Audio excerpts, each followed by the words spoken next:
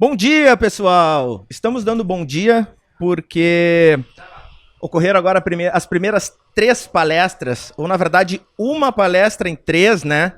Com Bruno Bastos, presidente da Associação Gaúcha de Startups, com Rafael Chanin, empresário, professor da Escola Politécnica da PUC, e Flávio Steffes, fundador e CEO da Vaquinha.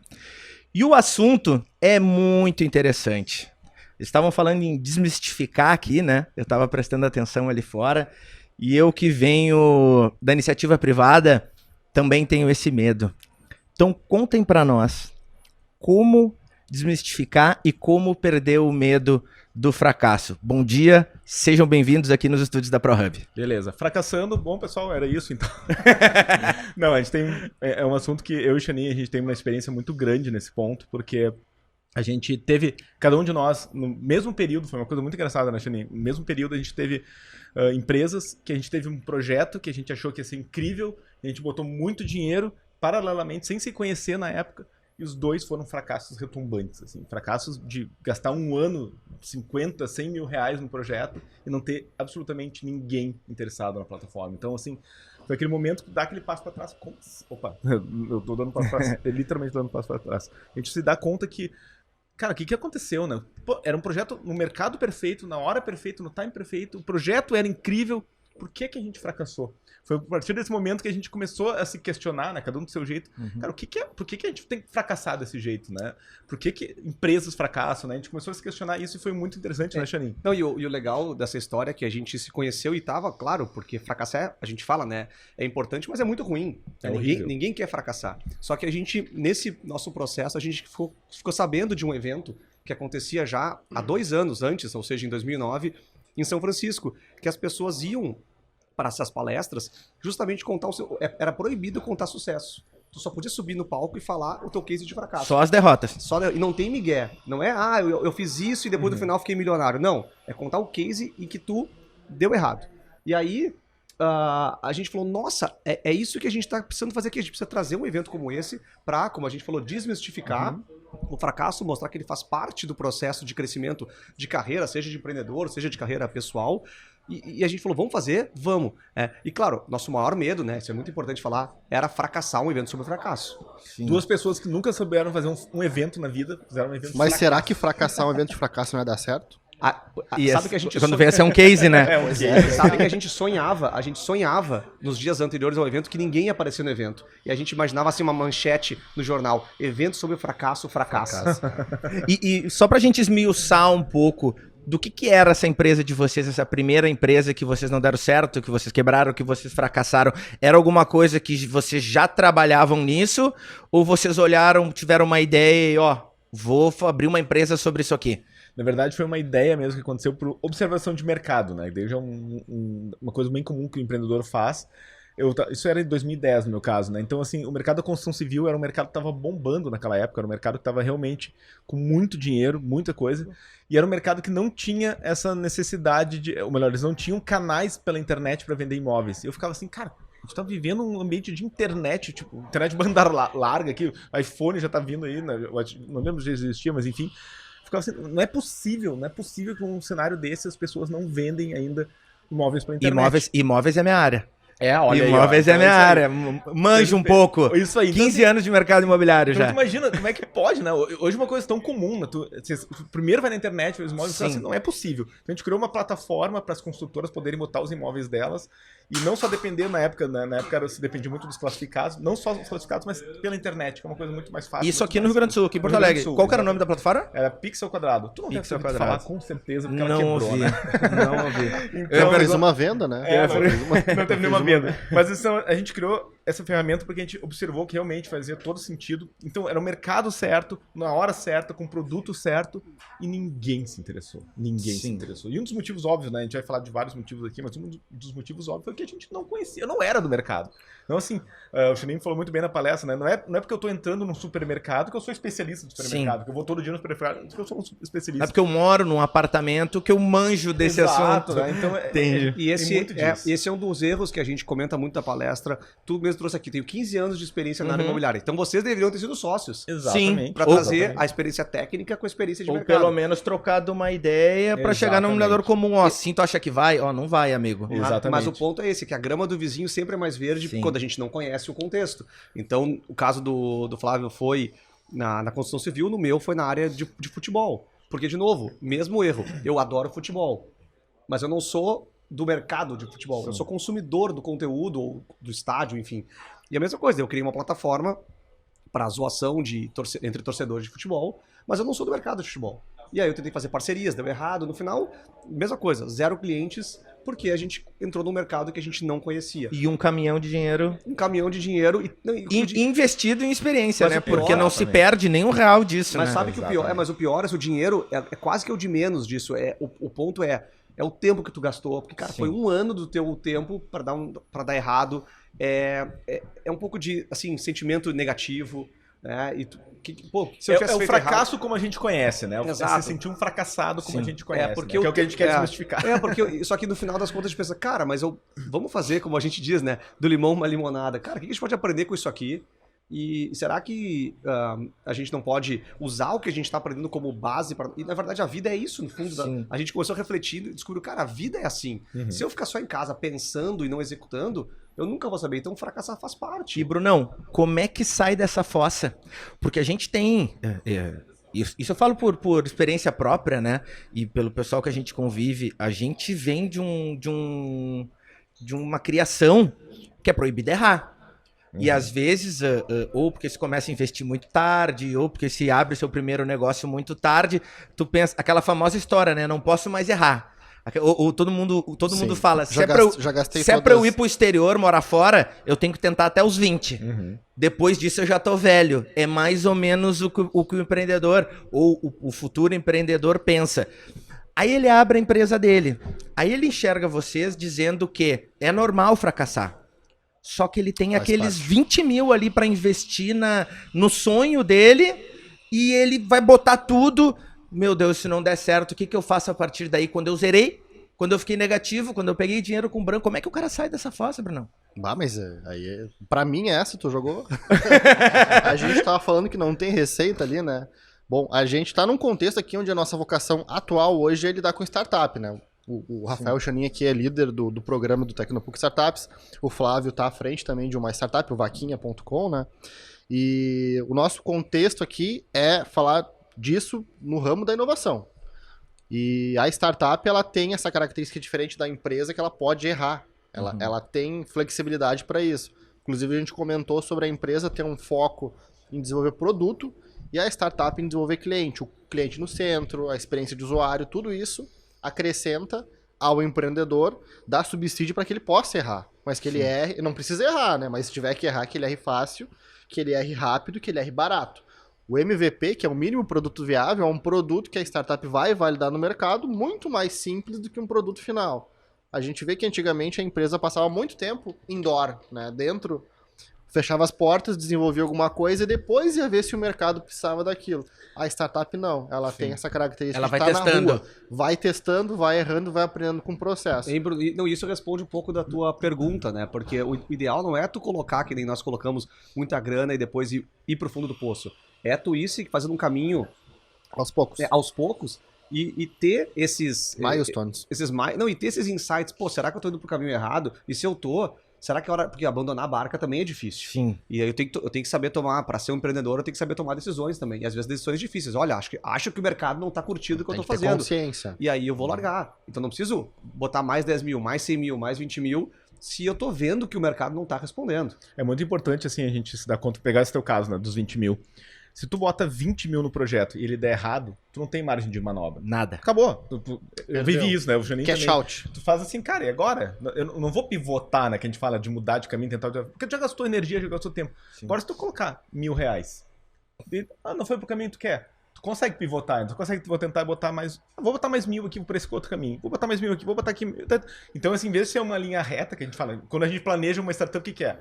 Estou no ponto A, vou chegar no ponto B, vou traçar uma linha reta, fazer um cronograma, e só sigo o cronograma e eu vou ficar milionário. Só que a gente sabe como é assim, no dia seguinte já mudou, já vai pra cá, vai pra cá, vai pra cá. Então a gente tem que saber Muito essa realidade. versátil, Né? O fracasso, ele acontece, é isso. O fracasso que a gente tá falando é o fracasso do dia a dia. Tu testar coisas, é tu ver que não é pra esse caminho, ir pra outro caminho, corrigir, e tu ter essa margem de manobra. Então, fracassar mais cedo é com 20 mil reais nesse exemplo, estamos aqui chutando aqui, mas 20 mil reais em 6 meses dá para fazer uns 20 experimentos. Exatamente. E não um só. Então essa é a sacada desse modelo que a gente fala, que é o PDCA, que é no mundo das startups, é o Build, Measure, Learn. Quanto mais cedo eu fizer, testar, errar, ajustar e fechar esse ciclo de novo, mais chance eu tenho de acertar o produto.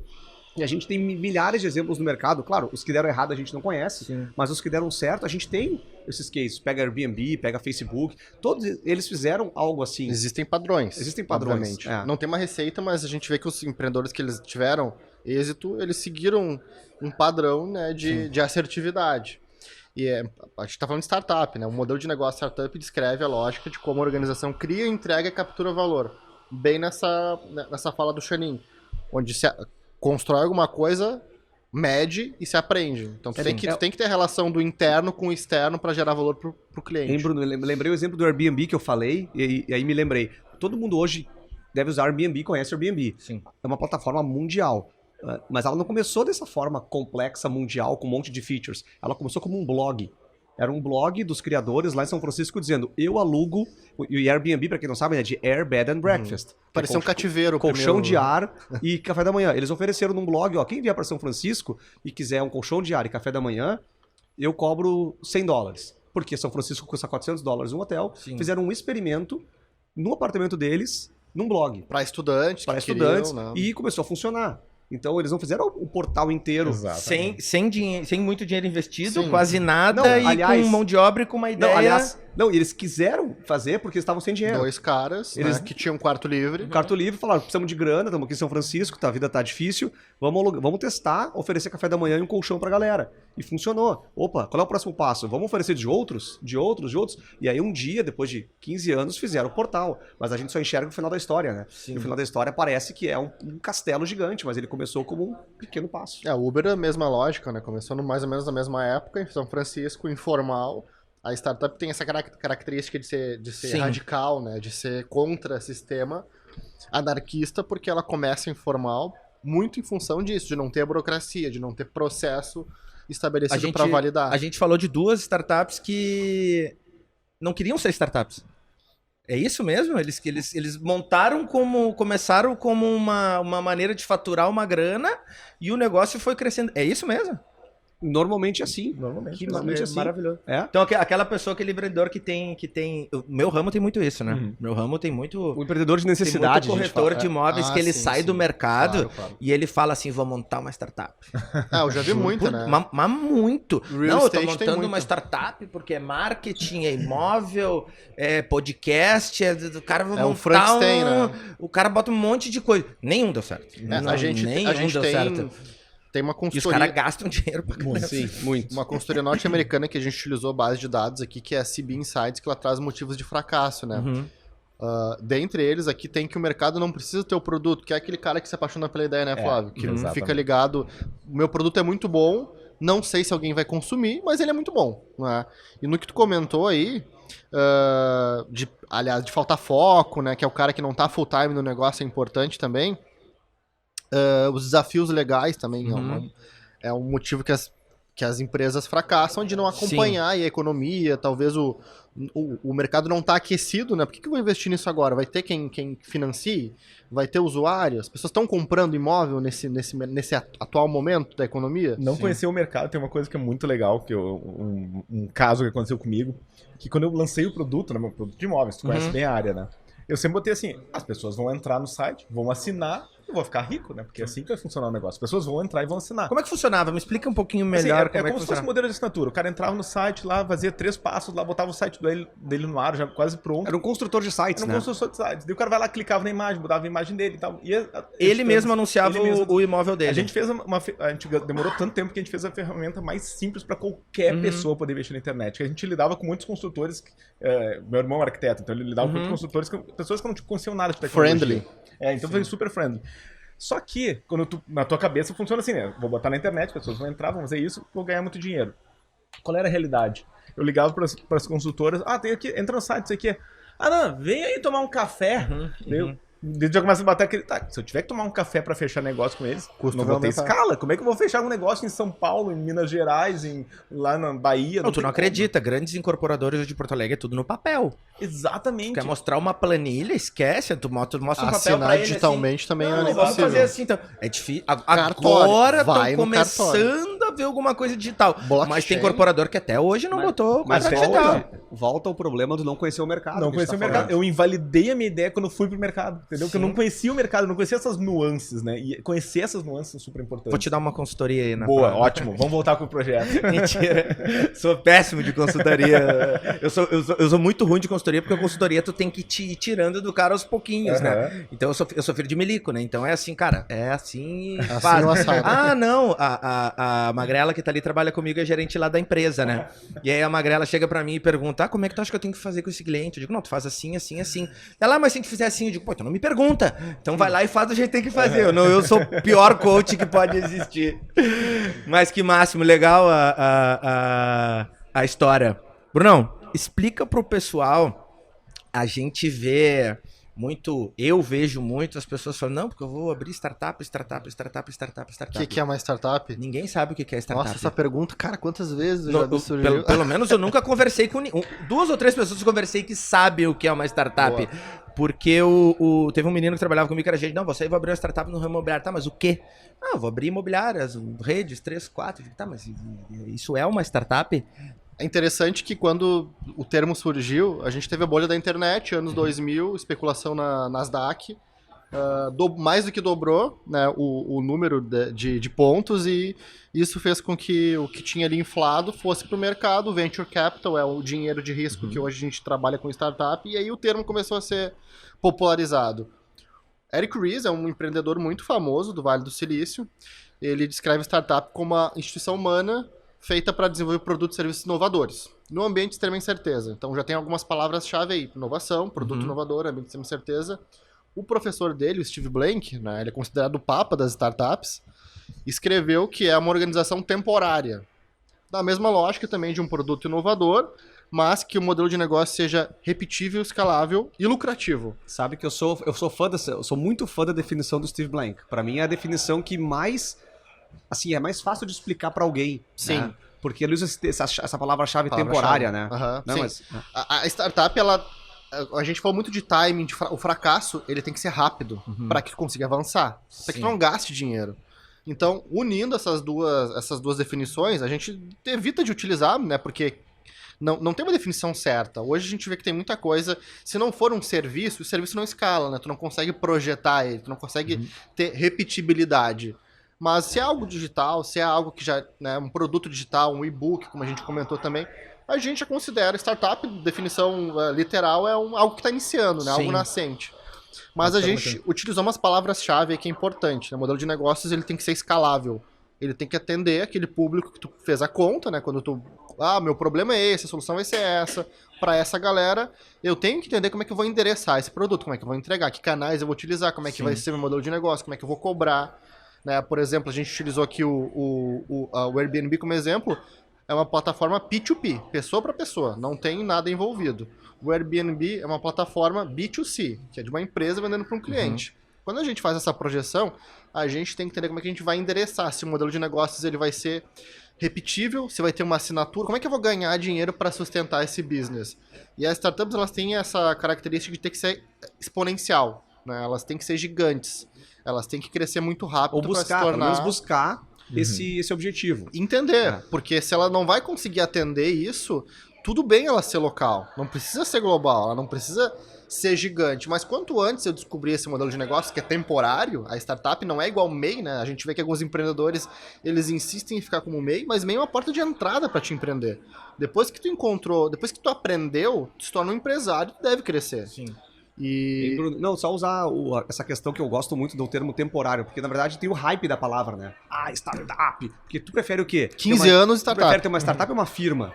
mas startup, né? Porque Depende, se cool, for lá né? em Barão de Cotegipe, lá na cidade do meu pai, é a firma que faz o sucesso. É que startup tem o hype, Aqui daí tu não, associa... a moda é startup. É, puff colorido, é diversão, é Google, né? Google, PlayStation. Só que, na verdade, eu gosto muito do que o Steve Blank fala, organização temporária. Então, o que ele tá dizendo com isso? Cara, tu não quer ser startup o resto da vida, porque startup é caos. Startup é esse negócio de validação. Tu quer ser hoje, Airbnb é uma empresa. Hoje, Facebook é uma empresa. Corporação Sim, gigante. São corporações gigantes. Eles deixaram de ser startup. Então, o teu objetivo é não ser uma startup. Tu começa como uma startup, que é esse modelo onde tu tá validando ideias. Quando tu valida e cria processos, aí tu passa, ele usa muito bem o termo busca e execução. Quando tu tá em busca, tu é uma startup. Quando tá em execução, tu é uma empresa. Porque o que é que executa? Executa o CEO, executa o CTO. Aí tu precisa de um time de execução. Quando os processos já estão definidos, é Estrutura execução. de pessoas. Estrutura de pessoas de execução. Quando tu tá buscando, então essa é uma definição legal. Quando que acontece essa mudança? Não tem como saber. Pensa assim, eu gosto de usar muito o exemplo da academia, né? Cara, tu começa a fazer academia hoje, tu te olha no espelho, tu não vê nada. Amanhã, tu não vê nada. Cara, mas se tu olha hoje e um ano depois, tu vai ver uma mudança. Então, startup é um processo. Tu vai evoluindo, vai validando ou não, e um dia tu vira uma empresa. Agora, o dia que foi que tu marcou, cara, ontem eu era uma startup, hoje eu não sou mais, isso não existe. Não existe. Não existe. Vai passando. É uma evolução. É exatamente esse exemplo da academia. Mesmo exemplo. A gente usa no ramo imobiliário diferente do imóvel, né? O que tá construindo o imóvel, tu passa toda hora na frente, tu não vê, quando vê, tá pronto. Se tu passa dali um ano, é a mesma, é exatamente igual. É exatamente igual. Então, o processo igual. é a startup. Exatamente quando é que a chave virou? Quando é que a chave do Airbnb virou? Não sei. Vou dar rapidinho, um minutinho só, um exemplo. Lá no Vaquinha. O Vaquinha, a gente tá num modelo que a gente tá exatamente nessa fase. Somos startup ou somos empresa? Porque a gente tá num modelo que já é repetitível, mas a gente ainda tá buscando canais, tá tentando enxergar onde é que a gente vai. Pô, recente tempo atrás a gente teve que desfazer toda a nossa equipe de marketing porque não era o que a gente estava procurando. Então, assim, a gente tá em constante construção. Isso que o Chamin falou é perfeito. Caos, é um caos lá. Tem gente que entra de empresas, de corporações lá dentro, os caras ficam assim. Cara, é caótico isso aqui? É crise de identidade. É caótico mesmo, porque a gente tá descobrindo as coisas, né? A gente tá vendo como é que é o marketing, como é que vai ser a função. Então, a gente tá exatamente nessa linha e é bem importante ver isso na realidade. Bem então, só pra gente encerrar aqui, o pessoal me pediu antes ali, nós estávamos conversando e falando sobre quem ia estar participando do podcast, e o pessoal pediu pra me contar sobre uma história da Vaquinha, tá? Foi um pedido de um pessoal que estava ali, que eu nem conheço, inclusive. Pediu para contar uma história da Vaquinha que seja a história mais emocionante. Porque a gente sabe que a Vaquinha, ela é criada várias vezes para ajudar crianças que vão fazer uma cirurgia no coração. Vaquinha que não é a Magitech, né? Câncer. Explicar para quem não conhece também. Qual que é a história que mais tu achou mais interessante, que mais te comoveu, que mais que chegou e disse, puta, valeu a pena essa porra que eu criei aqui, foi do caralho. Qual foi? Eu vou tentar ser bem rápido, tá? Mas a gente tem uma história que é de uma doença chamada AMI, que é atrofia muscular espinhal. Acho que a maioria das pessoas hoje conhece. E essa história, na verdade, é de 2016 e 2017, que foi uma família que... A gente não conhecia essa história, eles botaram a Vaquinha lá, precisavam de 3 milhões de reais. Que era um medicamento na época, que era o Spinraza, que era um medicamento que ajudava a conter. O que é AMI? A AMI é uma doença degenerativa que pega a criança até os 2 anos. Raríssima. Raríssima. E tem cura. E que não tem cura. Não tem cura. Não tem cura. E o problema é que é o seguinte, ela vai fazendo a criança perder todos os movimentos e tal, assim. Eu lembro até hoje do pai da primeira criança, do Joaquim, da primeira campanha, que ele falou assim, hoje meu filho ele não consegue mais sorrir, porque ele não tem mais a força nos músculos. Cara, tu tem uma criança de 2 anos que não pode sorrir pra ti, nesse nível o negócio. Ele fez a campanha durante 3 meses arrecadou 20 mil reais. A gente, não vai dar, não vai dar. Só que do nada, aquela campanha ela pegou tração, porque uma ex-BBB descobriu a campanha que era da mesma cidade. Aí engajou. Falou que vai fazer, fez a campanha explodir, assim, chegou ao ponto do Rodrigo Santoro tá gravando um vídeo pra falar da campanha, eles bateram legal. 1,5 milhão de reais, assim, em, tipo, 2 meses. 1 mês, eu acho, foi uma coisa muito rápida, foi muito rápido. E daí, assim, o mais legal dessa campanha é que fez com que outras famílias que também tinham essa mesma situação foram lá e abriram vaquinhas também. Eu lembro, assim, foi em torno de 30 campanhas num mês, foram lá e abriram vaquinhas, arrecadaram também um valor. E a gente começou a criar, de certa forma, uma comunidade dessas pessoas, né, dessas famílias, né, com essa doença super rara, elas começaram a se apoiar. Então, assim, o Vaquinha, de certa forma, deixou de ser uma plataforma de financiamento coletivo para se tornar um catalisador de uma comunidade, que hoje é super importante. Eu lido com muitas dessas famílias, né, tem famílias... Agora, assim, o novo medicamento é o medicamento mais caro do mundo, que é o Zoelgesba, se eu não me engano. 2 milhões, né? Não é, 11 milhões. 12 milhões. 11 milhões, não. 11, 12 milhões. Que é muito caro. E por que é caro? Porque é uma coisa genética que insere um vírus na criança e esse vírus faz uma correção genética na criança. Então, assim, é uma coisa muito bizarra, assim, o negócio. Tecnologia de ponta. Mas para a criança atingir isso é 12 milhões. Então, assim, a gente vê várias campanhas que deram certo, que conseguiram fazer isso. E eu mantive contato direto com essas campanhas, porque eu sou diretor de relacionamento lá no Vaquinha. Sim. Então eu consegui manter contato direto com essas Tu conhece as pessoas, Conheço as pessoas. Teve uma aqui em Teutônia, aqui no Rio Grande do Sul, que eles mobilizaram toda a cidade. Teutônia, Lajeado, Encantado, enfim, Encantado não é... Enfim, todas as cidades ali do... Estrela? Estrela, desculpa isso, Estrela. O pessoal do Estrela vai me matar agora. Então, todas aquelas pessoas ali em volta se alinharam para fazer aquela campanha dar certo e eles conseguiram bater a meta. Esse também, medicamento então, muito é legal. difícil legal. também do governo trazer, né? Muito difícil, Por conta muito disso difícil. também que não... Pô, é muito caro, né? Funding muito caro. É muito caro. caro, tem que entrar em processo. E a gente fala, né? Não é só o medicamento, né? Tem todo o tratamento, fono, TO, né? Todo E o a tratamento criança pra- tem que tomar ele até determinada idade, né? Tem até os 2 anos pra tomar. Então, Depois assim, um disso senso não de adianta urgência mais. absurdo. Depois não adianta mais. Que história Interessante, maravilhosa. né? Muito Que legal. história muito maravilhosa. legal, Muito legal. Brunão, Flávio, Rafa, obrigado pela presença de vocês Foi um aqui. prazer. Obrigado Gente, pelo agradece. bate-papo. Legal. Queria ter Obrigado. conversar um pouco mais com vocês aqui, mas Opa. já estão vindo os outros palestrantes aqui Show. para enriquecer a gente culturalmente, que nem vocês fizeram. Então, Boa. obrigado, satisfação conhecer vocês aí. Satisfação. Estúdio ProHub agradece, Eu que agradeço. Coned agradece. Um abraço, valeu. Valeu, Um abraço, valeu. galera.